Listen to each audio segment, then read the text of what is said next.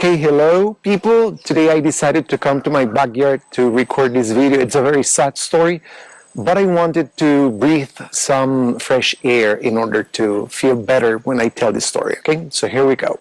So this story is about Carl. Carl was turning 23 and he didn't want to celebrate his birthday in a normal, regular way. So he decided to ask his friend, his best friend, to go with him to a club that was outside of their city. Okay, so it was around 6 p.m. when they arrived to the club. The club's name was The Valley.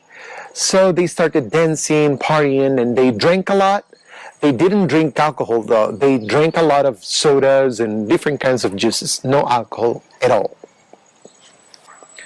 So when it was time to leave the club, it was around 3:45 in the morning. They headed to the outside door, and then Carl's friend turned on his motorcycle.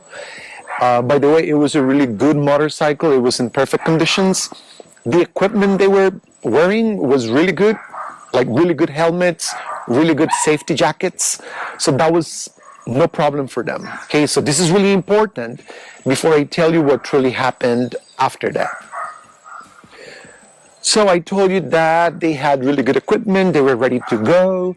They had to travel from one city to the other because, as I told you before, the Valley was in a different city about 45 kilometers away from Carl's and his friend's house. Even though they had the best equipment, they had really good helmets and stuff, there wasn't enough. Another car hit them. The driver was drunk, absolutely drunk. He hit them really, really hard.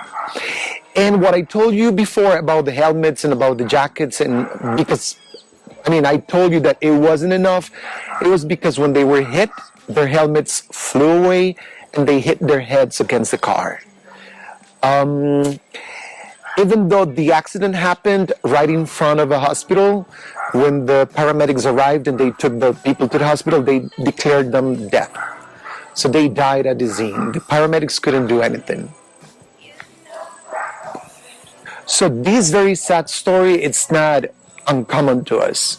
This is something that we usually hear in the news. And it's a shame that we don't think about the consequences when we decide to drink and drive. Hopefully this story, and as well as many others that we hear in the news, make us think about the dangers of driving, drinking, or drinking and driving, in order to lower those numbers, because car crashes and death, they're very, very common. They're the most common accidents that we have, at least in this country.